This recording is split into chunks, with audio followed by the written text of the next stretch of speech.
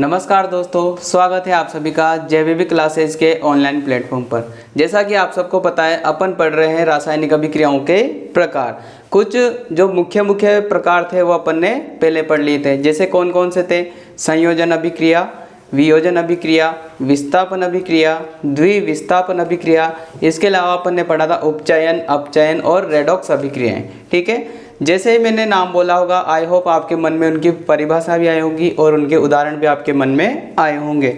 अगर आपको अभी भी वो ढंग से याद नहीं है तो आप इससे पहले वाला वीडियो एक दो बार और ज़रूर देखें और मुझे उम्मीद है कि आपको वो पूरे प्रकार अच्छे से याद हो जाएंगे। अब जैसे उनके अलावा कुछ अन्य प्रकार और भी बचे हुए हैं। जैसा कि कल अपन ने देखा था वियोजन अभिक्रिया। कौन सी अभिक्रिया देखी थी? वियोजन अभिक्रिया। अब जो वियोजन होता है वो भी अपन 3 प्रकार से कर सकते हैं। कितने प्रकार से कर सकते हैं? 3 प्रकार से। देखो कौन कौन से होते हैं 3 प्रकार से। पहला प्रकार है, अपन उसको अभिकारक को क्या दे देते हैं? ऊष्मा दे देते हैं, तो उसको बोलते हैं ऊष्मीय वियोजन। क्या बोलते हैं? ऊष्मीय वियोजन। क्या बोलेंगे उसको? ऊष्मीय वियोजन। इसके अलावा मान लो अपन उसमें क्या कर रहे हैं? अभिकारकों में विद्युत धारा प्रवाहित कर रहे हैं, तो विद्युत धारा के कारण अभिकारकों का टूटना। कौन सा वियोजन होगा? विद्युत धारा, विद्युत वियोजन। कौन सा वियोजन होगा? विद्युत वियोजन। अभी इनके बारे में अपन ढंग से पढ़ेंगे, अभी इनके केवल नाम लिख रहे हैं अपन। तो विद्युत धारा प्रवाहित करने पर अभिकारकों का टूटना क्या कहलाता है? विद्युत वियोजन। इसके अलावा कभी कभी क्या होता है, जैसे मान लो कोई अभिकारक है, उनमें ज़्यादा ऊष्मा की आवश्यकता नहीं होती, वो केवल सनलाइट के द्वारा अभिकृत हो जाते हैं। मतलब उनको सूर्य के प्रकाश जितनी ऊष्मा चाहिए, थोड़ी सी ऊष्मा में वो अभिकृत हो जाते हैं, मतलब रिएक्शन कर जाते हैं।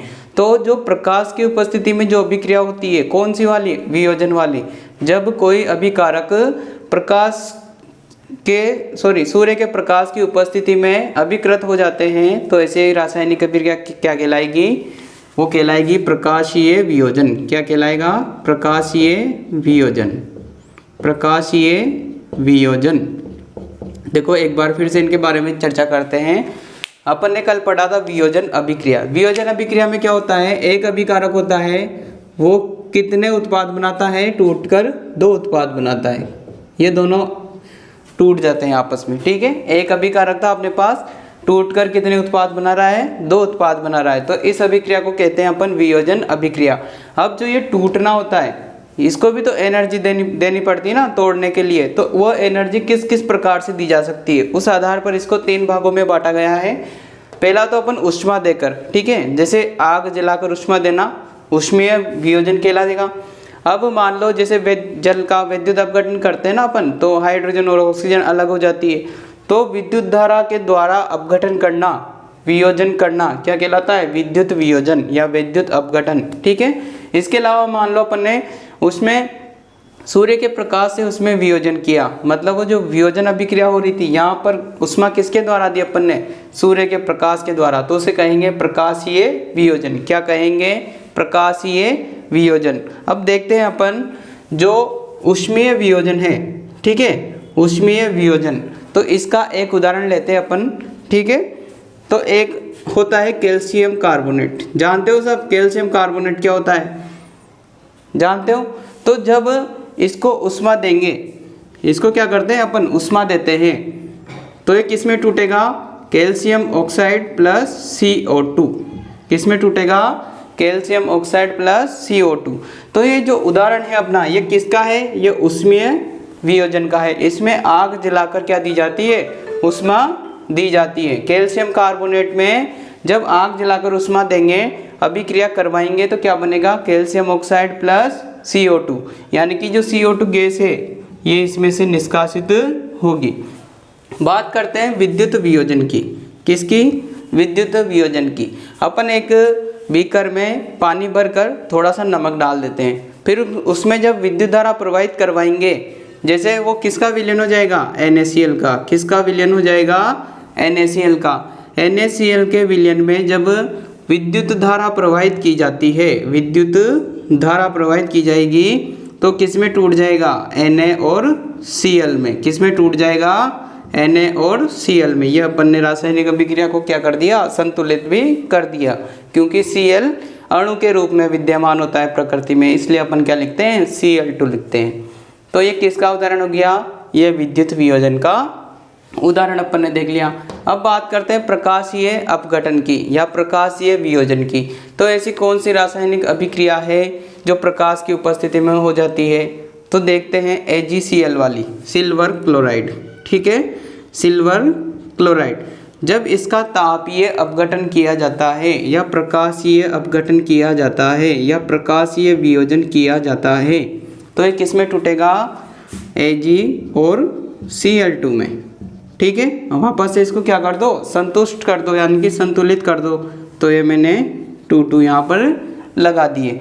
तो ये अपना किसका उदाहरण हो गया, ये तो हो गया ऊष्मीय वियोजन का। ऐसी वियोजन अभिक्रिया जिसमें ऊष्मा किसके द्वारा दी जाती है, अग्नि द्वारा, यानी कि आग जलाकर ऊष्मा दी जाती है, वो जो वियोजन अभिक्रिया होती है वो क्या कहलाती है, ऊष्मीय वियोजन। इसके अलावा ऐसी वियोजन अभिक्रिया जिसमें ऊष्मा किसके द्वारा दी जाती है, विद्युत धारा के द्वारा, तो वहाँ कौन सी वियोजन अभिक्रिया होगी, वहाँ होगी विद्युत वियोजन। इसके अलावा तीसरी वियोजन अभिक्रिया कौन सी है, प्रकाशीय वियोजन अभिक्रिया। मतलब यहाँ ऊष्मा किसके द्वारा दी जा रही है, सनलाइट के द्वारा दी जा रही है, और अपन ने इनका एक एक उदाहरण भी अपन ने देख लिया। इसके बाद बात करते हैं ऊष्मा। जैसे ऊष्मा शब्द आज अपन ने पढ़ा, तो जब भी कोई केमिकल रिएक्शन करते हैं, कोई भी रासायनिक अभिक्रिया अपन करवाते हैं, तो या तो उसको ऊष्मा की आवश्यकता होगी, ठीक है ना। जैसे यहाँ अपन ने वियोजन अभिक्रिया देखी, इन सभी में ऊष्मा की आवश्यकता है। इसके अलावा कुछ अभिक्रियाएं ऐसी होती है जिनमें ऊष्मा ऑटोमेटिक बाहर निकलती है, ठीक है ना। जैसे भी दो अभिकर्मकों को मिलाएंगे, अपना जो पात्र होगा वो ऑटोमेटिक गर्म हो जाएगा बिना ऊष्मा दिए। तो इस ऊष्मा के आधार पर रासायनिक अभिक्रियाएं भी दो प्रकार की होती है, तो अपन उनको पढ़ते हैं। देखो, ऊष्मा के आधार पर, ऊष्मा के आधार पर रासायनिक अभिक्रियाएं कौन सी पढ़ेंगे अपन, ऊष्मा के आधार पर रासायनिक अभिक्रियाएं, केमिकल रिएक्शन कितने प्रकार की होगी, दो प्रकार की होती है। कितने प्रकार की होती है, दो प्रकार की। एक तो होती है ऊष्माशोषी रासायनिक अभिक्रिया, एक होती है अपनी ऊष्माक्षेपी, ऊष्माक्षेपी रासायनिक अभिक्रिया।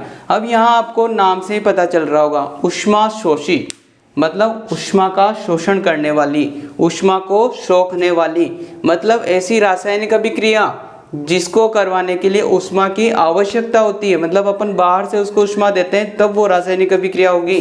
तो ऐसी रासायनिक अभिक्रिया क्या कहलाती है, ऊष्माशोषी रासायनिक अभिक्रिया कहलाती है, ठीक है। इसके अलावा अगली कौन सी आएगी, ऊष्माक्षेपी, मतलब ऊष्मा का क्षेपण हो रहा है, उसमें से ऊष्मा निकल रही है, मतलब ऐसी रासायनिक अभिक्रिया जिसमें से ऊष्मा निकलती हो बहुत ज़्यादा मात्रा में, तो वो कहलाती है ऊष्माक्षेपी रासायनिक अभिक्रिया। तो दो प्रकार की हो गई, ऊष्माशोषी और ऊष्माक्षेपी। ऊष्माशोषी तो किसे कहेंगे, जो ऊष्मा का शोषण करती है, मतलब ऐसी रासायनिक अभिक्रिया जिसको पूर्ण करवाने के लिए ऊष्मा की आवश्यकता होती है, क्या कहलाती है, ऊष्माशोषी रासायनिक अभिक्रिया। जबकि ऐसी रासायनिक अभिक्रिया जिसके फलस्वरूप भारी मात्रा में यानी कि ऊष्मा उत्सर्जित होती है, ठीक है ना, ऊष्मा का उत्सर्जन जिस अभिक्रिया में होता है वो क्या कहलाती है, ऊष्माक्षेपी रासायनिक अभिक्रिया। अब देखो ऊष्माशोषी, ऊष्माशोषी का एक उदाहरण लेकर चलते हैं अपन।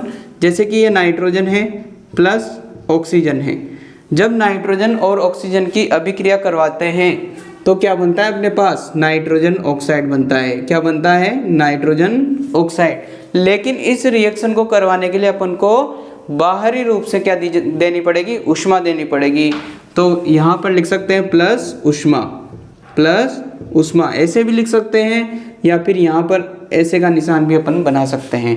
तो बात एक ही है, इसका मतलब क्या होगा, इसको ऊष्मा दी जा रही है बाहरी रूप से, ठीक है। तो इसको जब ऊष्मा दी जाएगी तो ये नाइट्रोजन और ऑक्सीजन अभिकृत होकर किस में बदल जाएंगे, 2NO में बदल जाएंगे। तो यहाँ कौन सी अभिक्रिया हो गई, ऊष्माशोषी अभिक्रिया, ठीक है। अब ऊष्माक्षेपी, ऊष्माक्षेपी अपन सब जानते हैं, सब जब भी दिवाली आती है अपन चूना घर पर लेकर आते हैं, ठीक है। उस चूने को अपन किस में डालते हैं, पहले गला के रखते हैं पानी में। उस जब चूने को पानी में डालते हैं तो आपने देखा होगा कि बुलबुले निकलते हैं और वो जो पानी होता है वो भयंकर रूप से गर्म हो जाता है, ठीक है ना, उबलने ही लग जाता है वो ऑटोमेटिक। जबकि अपन उसको कोई ऊष्मा नहीं दे रहे, केवल अपन क्या लाए, मार्केट से जाके बिना बुझा हुआ चूना लाए। कौन सा चूना लाए? बिना बुझा हुआ। बुझेगा कब वो? जब उस पर पानी डाला जाएगा। तो बिना बुझा हुआ चूना लाए, उसको पानी में डाला तो कौन सा चूना बना? बुझा हुआ चूना बना, ठीक है। तो इस अभिक्रिया के फलस्वरूप क्या हुआ, वो जल जो था वो उबलने लग गया, इतना ज़्यादा गर्म हुआ वो।